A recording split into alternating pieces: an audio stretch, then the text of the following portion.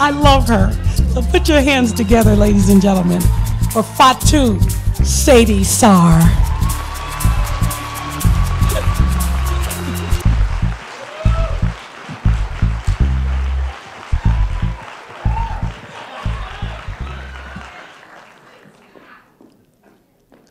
Paris, summer 2001. I'm packing my luggage, just about to go to Marseille, have some fun. And my friend Liliane, she calls. She needs me to stay in the city a couple of days and take care of her friends. I'm not really feeling that. She knows I have been waiting for this vacation for a long time. So she begs, she'll pay for the ticket, she'll reimburse me, but I have to do it. She's my friend, and her guests don't speak French. I'm upset. Here I am at the airport, picking up two men. They're coming in two different planes at two different times, in two different terminals. But guess what? They're coming from the same city, okay? Traveling together and then staying in two different hotels. So instead of fun, sun, and farniente, I'm here jogging between hotels, picking up grown men that don't speak French, complain about the size of the portion, then demanded doggy bag at a restaurant in the Champs-Élysées. We went through the Louvre, they rummaged through the Louvre, look, pose, snap, what next? Ces Américains, ils ont aucune culture. I'm upset. Day two, same thing, Montparnasse. We run through Champs-Élysées again, we go to Champ de Course, Champ de Mars, Tour Eiffel. What next? Day three, I'm out. Marseille is waiting for me. 4 days later, here I'm back in the city, a tan and a smile sitting in my balcony. Liliane calls again. This time, she wants me to come over for dinner. Her friends are leaving in 2 days. They want to say thank you. Okay. We're having dinner. One of them is staring. He is staring. You know what they say in Senegal? They say, you know, save your look for tomorrow.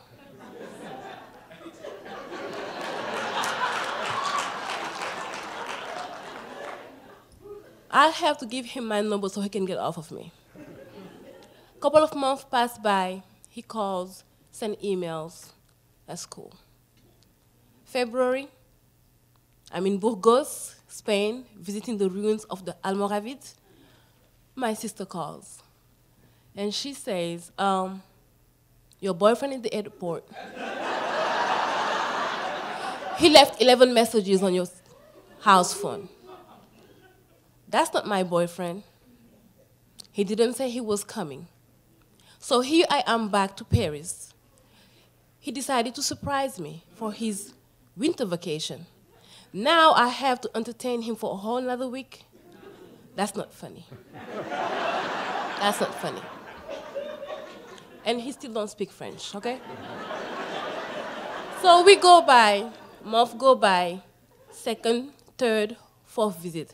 I think by the time you can say we are in an international love affair. So anytime he comes, we visit a place, Londres, Dublin, wherever we want to go. Years go by. One day he called, he said, when you come into Detroit, I don't know. He said, well, what would you say if I marry you? I said, well, talk to my dad first.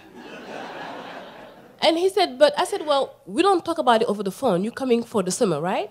Yeah, I'll be there for the summer. Hang up the phone, I turn around, call my daddy. I said, Dad, guess what? I want to get married. He said, okay. I said to this American guy, he said, no. I said, but Dad, he said, no, the conversation is closed. Get my mom, she said, I told you never talk about it. He was not going to go for that. I said, but Mom, she said, I had told you never tell that to your daddy. When you started that story, I said, Okay, here he comes for his summer vacation to Paris. And I said, okay, I have a surprise for you. we're going to Dakar tomorrow. He said, what? I didn't plan for it. I said, it's okay. The ticket is already bought. We're just going to have to go see my dad. Because there is no way this marriage thing is going to happen if he don't see you. So we have to go. Senegal, we arrived, and I walked into the house, and my mom is like, your dad is going to kill you. My brother walked out the door. He looked at me, and he said, for sure, this time, he is going to kill you. So I called Nelly, and I said, Nelly, I need you to come get me. I have to run away from here.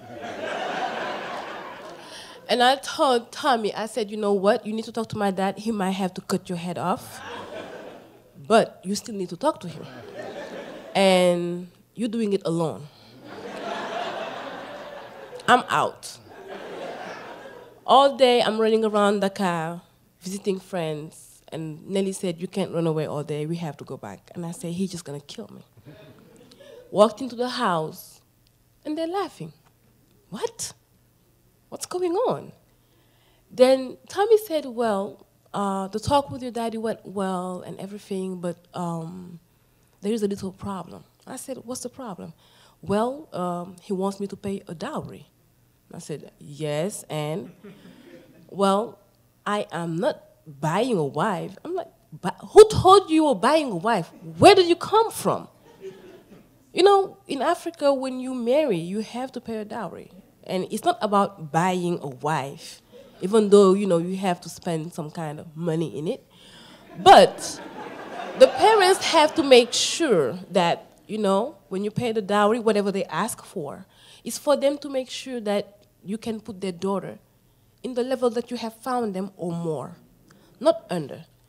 So whatever he say, just say yes. If I have to work to pay half of it, I'll do that. But at this point, just say yes.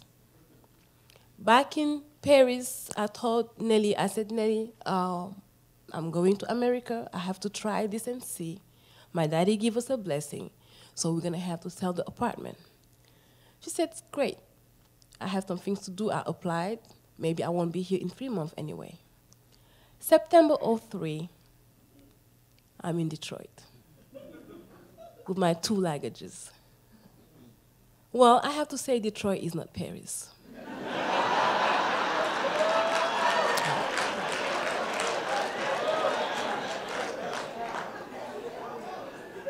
September 2003, when I came in Detroit, there was no campus marches. There is no coffee shop to walk to. You have to wait for the bus for an hour before you get in there. No library to walk to. I sit in front of that window all day, and nobody walks down the streets.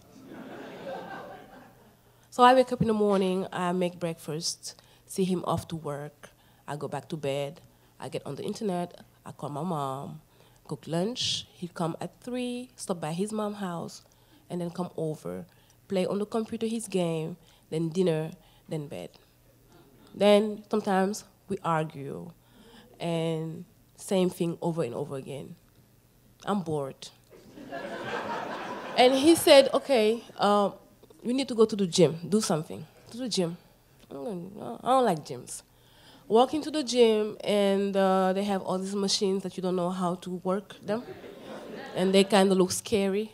Look at the board, it says African dance. I'm like, no way.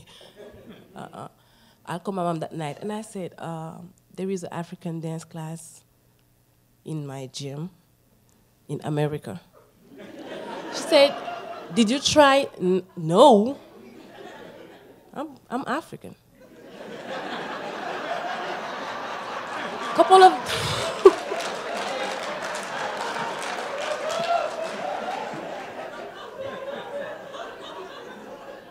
of weeks later, I walked into African dance class late. I came in there and I look at the lady, and she's teaching class, and I'm like, this is not from Senegal. So I take class. Okay, it's fun. I sweated. My body's hurting. Walking back, and I hear, hey, yo, nanga def. She's speaking Wolof. She's not from Senegal. Keep on walking. She said, hey, yo, you don't speak Wolof? And I'm like, me? Yes, I do speak Wolof, but why are you speaking Wolof? And have come to find out that she had been in Senegal 13 times. From that point on, it's African dance class. 3-4 times a week in Detroit. African dance class, do something else, African dance class, whatever, African dance class. Then the question comes, why are you taking African dance class, you African? Well, what am I going to do, sit here and watch the TV with you? Go to African dance class, they have more questions. They want me to answer to all these questions. I'm like, I'm not from Mali, I'm not from Guinea. Don't they understand? I'm just from Senegal. But I'm still going. This is fun. Fun, yeah. I'm pregnant, I'm going to class, going to workshop, until the pregnancy is finished, have the baby. The baby. Little girl is born, and she has 5 holes in her heart. They're gonna have to have surgery. So we're running hospital, and she do 3 heart failures. The last one, we were in New York at the dance conference, and we rushed back to Detroit. She had her surgery. Everything went well. She's in recovery. I'm still taking classes. May 05, morning, taking her to the school, drop her. In the morning when I walk out the door, I met this guy, and he said, are you Mrs. Sarr Robbins? And I said, yes. And he gave me a paper, put the envelope in the car, dropped the girl, stopped, opened the envelope, and it says complaint for divorce. Complaint for divorce. I called my sister in California. I said, hey, I need $1,200. He said, where are you going? I said, well, I need to go back home. She said, I don't have it. But why are you running away? I said, he is divorcing. She said, what? I said, well, the papers say complaint for divorce. Drove to my mom's house. My American mom walked into the door, and she's like, what's wrong? And I said, nothing. She said, what's wrong? So I just hand her the paper. She reads it. She says, it's going to be okay. How is going to be okay? I'm not working, and he's divorcing, and I have a daughter. She said, it'll be okay.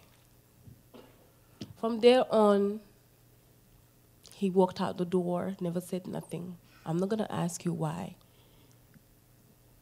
So we go ahead, a year of fighting, over and over. The judge wants me to pay half of his debt because this is common law marriage. We go over stories about who's going to have the baby, back and forth. And I have to go back to school because it's not going to work out. And these ladies here, American ladies, they are crazy.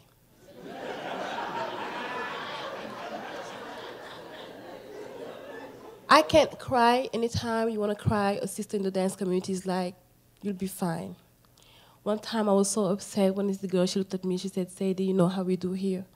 You go to the car, you turn the lock, and you cry. Once you finish crying, you wash your face, you come out, and you keep on moving. I can't do this. Being a single mom, what are you talking about? She said, single mothers do things. They don't sit and worry about it. So you keep on walking. But I'm not working. Well, go to the DHS. What? I'm not going to go to the DHS. Well, I end up at the DHS, okay?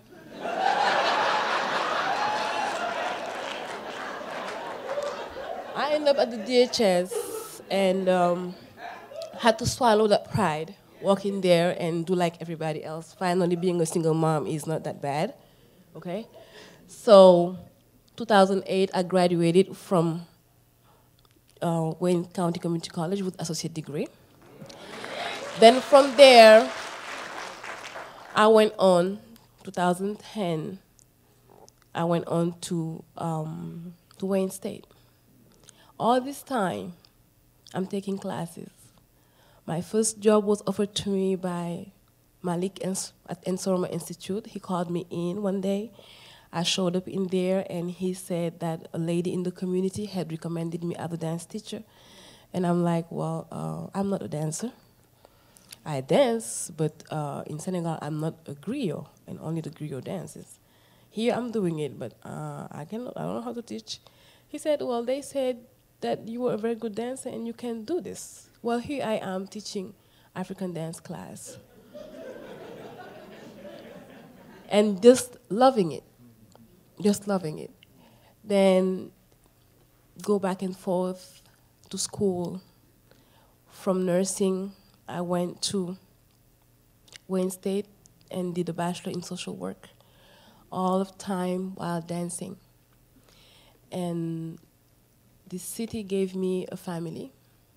The women in this city gave me sisterhood, brothers, sisters. I walked all around the world, came back to Detroit to strengthen my roots. And I can call this place home. So,